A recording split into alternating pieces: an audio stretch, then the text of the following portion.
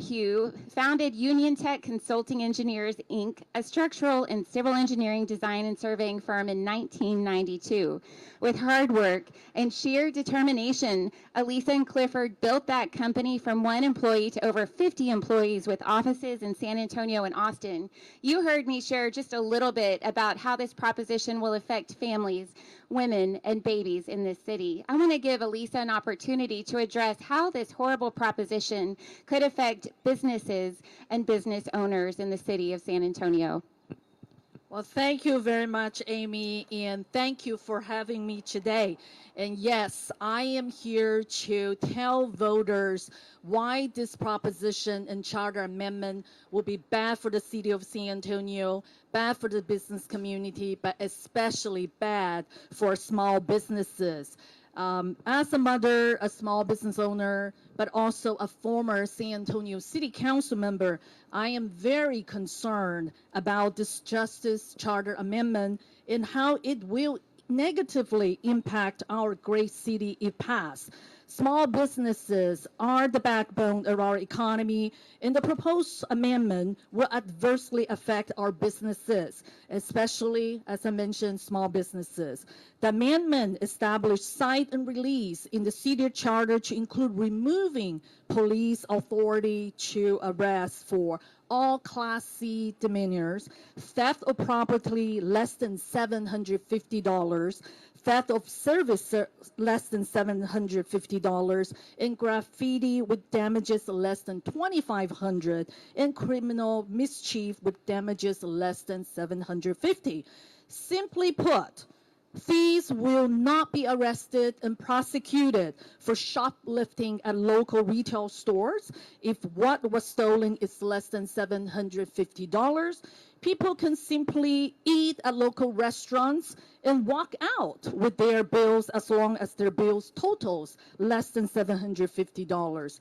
Businesses have to spend money and time to remove graffitis if the damage is less than $2,500 without any way to stop that criminal behavior from continuing again. Currently, San Antonio is focused on developing a more supportive environment where all aspiring entrepreneurs can thrive, expand, and achieve success. And the removal of police authority for arrest in those instances does not help San Antonio achieve that goal. Small businesses are already running with very small margin, and most small businesses owners must wear different hats just to get the business going. Being a small business owner myself and a long-time advocate for small businesses, I know that we already have a lot to worry about. The labor shortage, the inflation, the cash flow, and ever-increasing insurance costs. We can't afford to have more burden from unlawful activities. And the proposed amendment does not promote lawful behavior and hinders law enforcement. We already have to face the increase of crime rates and businesses recovering from the COVID shutdown. With this passing, if the proposal passes, we will see increased crimes, empty shelves, business closing, and decline in our economy, especially when tourism is a big economic engine for our city. You simply cannot have a great city where we can live, raise our families, and work if we don't have public safety. Similar policies has been implemented in other cities such as Seattle, Portland, and San Francisco. And we know businesses and residents in those cities all suffer by the lawlessnesses that have resulted from these misguided policies. The proposed justice policy does not reflect the values of our city, our communities, nor our residents. San Antonio must not follow in the trail of proven failure of these policies. So we need to educate our voters, and we need to make sure how bad it is, and we need to vote no on Proposition A in May. and I would encourage you to join me in this effort. Thank you. Thank you. I now have the distinct privilege of introducing U.S. Representative Tony Gonzales, who represents the 23rd Congressional District, a portion of which covers the city of San Antonio. Thank you so much for joining us today. Thank you, Amy. I want to give everybody a little preview of what the San Antonio May elections are going to look like. Prop A is going down in flames. It is going to lose. And why is it? Why are we going to defeat Prop A? Because we have an army of conservative warriors that are ready to push back. This is about San Antonio and San Antonio values. And we're not going to let outsiders come in and try to San Francisco our San Antonio. It's going to take everybody, though.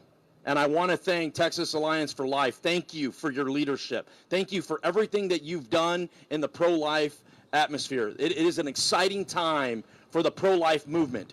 And we have to protect the sanctity of life with everything we have, as if ours and our children's lives depend upon it. So thank you for that. I also want to thank the various different clubs. This doesn't happen alone. It's these conservative clubs that make this an opportunity to defeat a terrible piece of legislation that is infringing upon our city.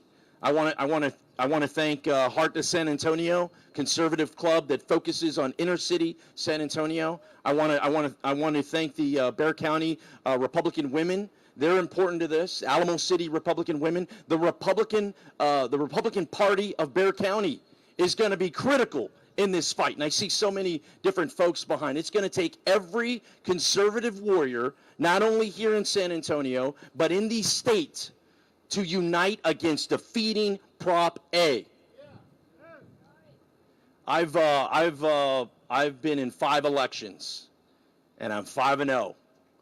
We're going to fight with everything we have to defeat Prop A. Why is Prop A bad? 1, we have to protect the sanctity of life. I have 6 children. I'm blessed to have woken up in San Antonio and not D.C. today. And what did my morning consist of? Dropping off 4 of my kids at school.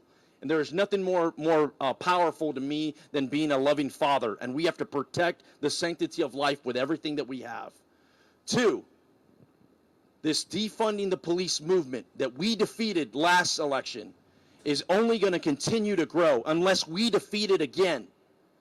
They want lawlessness. These people in Austin that have essentially put this on the ballot. These aren't people from San Antonio. These are people from Austin that put this on the ballot. They want lawlessness. That can't fly. We have to protect our law enforcement. Right now, the hardest job in America is being a law enforcement officer. You have to get it right every single time. And if you get it wrong once, not only does it impact you, it impacts everybody that's wearing a badge. So we need to be protecting our law enforcement officers, not attacking them. We need to be funding them, encouraging them, giving them better training, giving them better resources, not attacking them. So everything is at stake. It's going to take everything we have to defeat Prop A, but rest assured, the conservatives in Bexar County and the surrounding areas will ensure Prop A goes down in flames. I want to turn it back over to Amy. Thank you. So I want to give an update on where we are with the Texas Supreme Court, and then we're going to open up the floor to questions from media only. As many of you know, on Thursday, February 9th, Texas Alliance for Life, Inc., a statewide pro-life organization based in Austin, and San Antonio resident Maria Teresa Ramirez Morris petitioned the Supreme Court of Texas to block the San Antonio City Council from certifying the so-called Justice Charter Amendment for the May 6, 2023 election. We sent additional information in a follow-up letter on February the 20th per a Texas Supreme Court request for new info to address further questions before the court after the City Council's passage of the Charter Amendment language at the February 16th meeting. There are 3 questions raised in the court documents filed by Texas Alliance for Life. First, Proposition A contains 6 distinct subjects in violation of the Texas Election Code 9.004. The City Council failed to certify the election on Proposition A in the time required by the Texas Election Code and with the necessary number of votes required by the city's own charter. The language approved by the City Council describing the distinct decriminalization provision is deceptive and incomplete. The February 9th emergency petition for writ of mandamus shows that the proposed charter amendment, which contains 6 distinct amendments shoehorned into one proposition, violates state law and must be blocked and separated into distinct proposals. 5 of the 6 proposed amendments are entirely unrelated to decriminalizing elective abortion.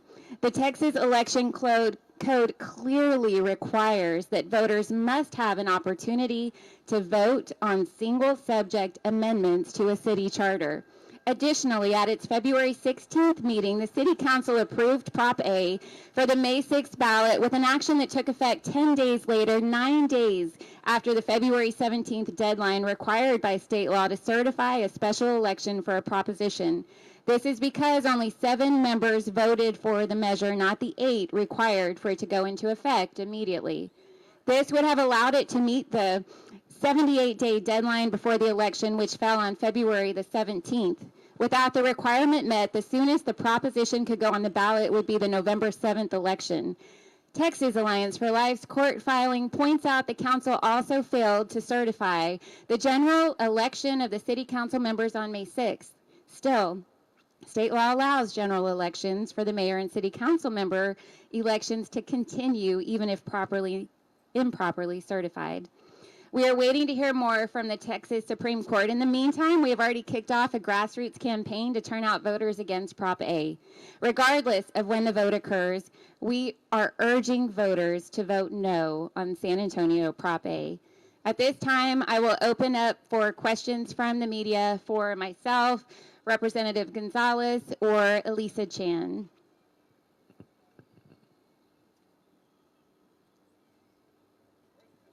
Any questions?